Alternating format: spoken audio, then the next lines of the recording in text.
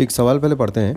ए और बी दो non collinear vectors हैं, ठीक है क्या? अच्छा, नॉन कोलिनियर वेक्टर्स हैं मतलब A and B are linearly independent, ठीक है क्या? ये इंडिपेंडेंट वाला जो टर्मोलॉजी है मैं तुम्हारे सामने बार बार इसलिए पटक रहा हूँ बिकॉज सीटी जैसे एग्जाम पेपर्स वगैरह में लीनियरली डिपेंडेंट इंडिपेंडेंट ये सारी चीज़ें ज़रूर पूछी ज़रूर जाएंगी। आर लीनियरली इंडिपेंडेंट, ठीक है क्या?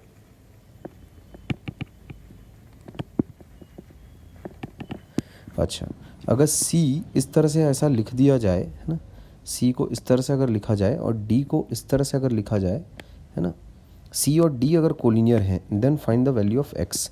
देखते हैं फिर मामला है क्या, ठीक है क्या?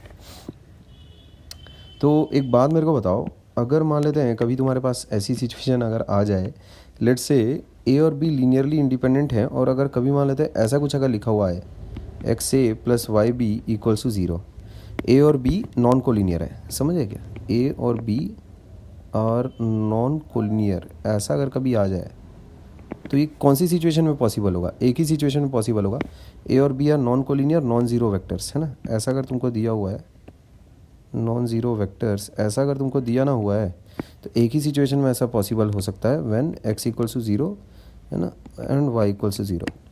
अगर ऐसा नहीं हुआ तो क्या हो जाएगा?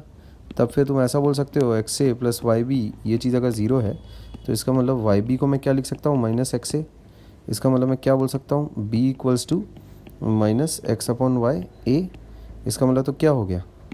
इसका मतलब हो गया बी बराबर के टाइम्स ए। इसका मतलब हो गया बी और ए कोलिनियर है तुम्हारे पास, है ना, ये दोनों कोलिनियर है, ठीक है क्या? विच इज़ अ कॉन्ट्राडिक्शन, समझ गए क्या? विच इज़ अ कॉन्ट्राडिक्शन, ठीक है बात?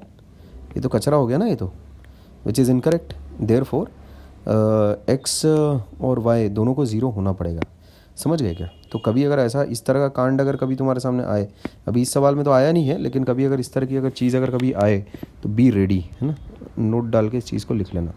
अच्छा, अब देखते हैं इसने क्या किया है। सी और डी आपस में कोलिनियर है, ठीक है कि यहाँ देखते हैं जो सी वाला वेक्टर है और जो डी वाला वेक्टर है, मेरे पास दो वेक्टर्स हैं आपस में कोलिनियर है। तो कोलिनियर वेक्टर्स तो देखते बराबर एक ही चीज़ दिमाग में आनी चाहिए तुम्हारे तड़ से, एक ही चीज़ आनी चाहिए दिमाग में, ठीक है क्या? तो पहले तो सी को उठा के छाप दो, है ना, क्या लिखा है देखें। पहले लिखा है सी बराबर कितना है, x minus to A plus B, ऐसा लिखा हुआ है। और डी वाला वेक्टर कितना है अपने पास? Two x plus one a minus b. कुछ नहीं करना इस तरह के सवालों में। सिंस सी और डी आर कोलिनियर, क्या कर लोगे? सी इक्वल्स टू मान लेते हैं के डी, ठीक है क्या? वेयर, ये लिखना मत भूलना, वेयर के इज़ अ स्केलर, ठीक है क्या? ये चीज़ अगर तुमने लिखनी है, अगर भूल गए कांड हो जाएगा, बता दे रहा हूँ, ठीक? ऐसा जैसे ही तुम ये लिखोगे इसका मतलब क्या हो गया? X minus two times a vector plus b vector equals k times, है ना, कितना?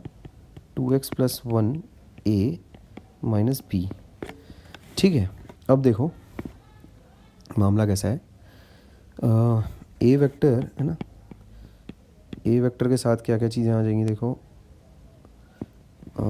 एल एच एस में, है ना, एल एच एस में है एक्स माइनस टू, है ना, प्लस ये देखो यहाँ ये कितना हो रहा है, इसको ऐसा लिख लो ना, two x plus one times k minus k B, ऐसा।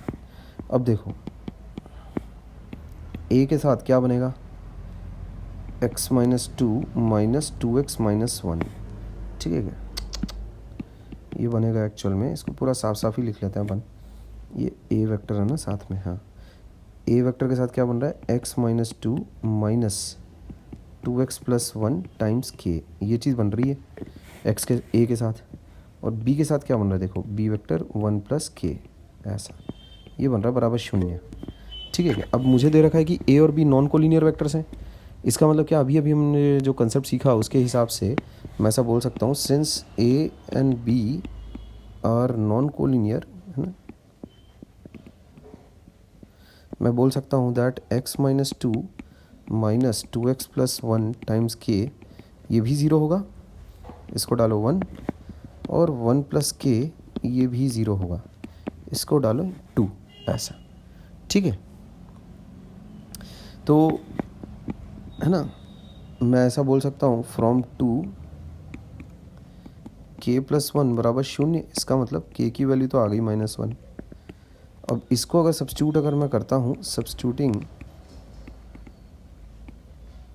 वैल्यू ऑफ k इन 1, है ना, क्या मिलेगा अपने को, x - 2 - 2x + 1 टाइम्स k कितना है बोलो, -1 बराबर 0। ये चीज़ कितनी आ रही है देखो, x - 2 + 2x + 1 बराबर 0। तो ये चीज़ आती है 3x - 1 बराबर 0। इसका मतलब x की वैल्यू आ रही है मेरे पास 1/3, ठीक। This will be my answer. x की वैल्यू पूछी गई है मेरे से, ठीक है क्या। तो यहाँ एक निहायत ही इंपॉर्टेंट कंसेप्ट डिस्कस हुआ है अभी अभी।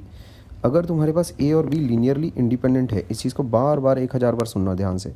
अगर तुम्हारे पास a और b लीनियरली इंडिपेंडेंट है और गलती से कहीं इस तरह की चीज़ अगर आ गई, तो इसका मतलब ये पक्का है कि x और y दोनों को 0 होना पड़ेगा। इट इम्प्लाइज दैट x भी 0 है, y भी 0 है। ये पक्की बात है, ठीक है क्या। ये अच्छे से एकदम इस पर बार बार प्रैक्टिस कर लो। ये इसका प्रूफ है, समझे क्या। ये मैंने यहाँ पर इसका छोटा सा एक प्रूफ लिख कर दिखाया है तुम्हें, ठीक है क्या। क्लियर है, कॉन्ट्रडिक्शन से, प्रूफ बाय कॉन्ट्रडिक्शन, ठीक है ना। ऐसा अगर हम लोग मान ले, लेट, है ना, ऐसा अगर हम लोग मान लें तो a और b तो कोलिनियर आ रहा है। अब कोलिनियर तो है नहीं, वो नॉन कोलिनियर है ना, तो ये कॉन्ट्रडिक्शन हो गया। तो ऐसा कभी हो सकता है LHS भी 0 हो जाए, RHS भी 0 हो जाए। ऐसा कभी हो सकता है जब x और y इंडिविजुअली 0 हो।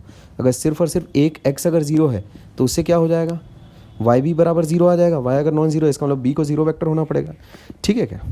तो इंडिविजुअल एक कांस्टेंट भी 0 नहीं हो सकता, नॉन 0 वेक्टर्स है ना।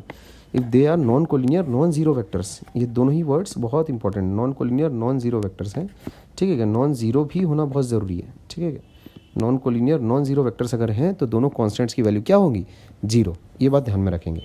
तो बहुत ही इंपॉर्टेंट कंसेप्ट है ये, ठीक। इस सवाल को मैं वेरी इंपॉर्टेंट मार्क करूँगा, क्योंकि इस टाइप की चीज़ मैं बहुत बार देख चुका ऑब्जेक्टिव सवालों में, बहुत बार। इसको मैं वेरी इंपॉर्टेंट मार्क करूँगा। अच्छा एक पैटर्न वाला सवाल है, इस पैटर्न पे और सवाल बनाए जा सकते हैं, ठीक है।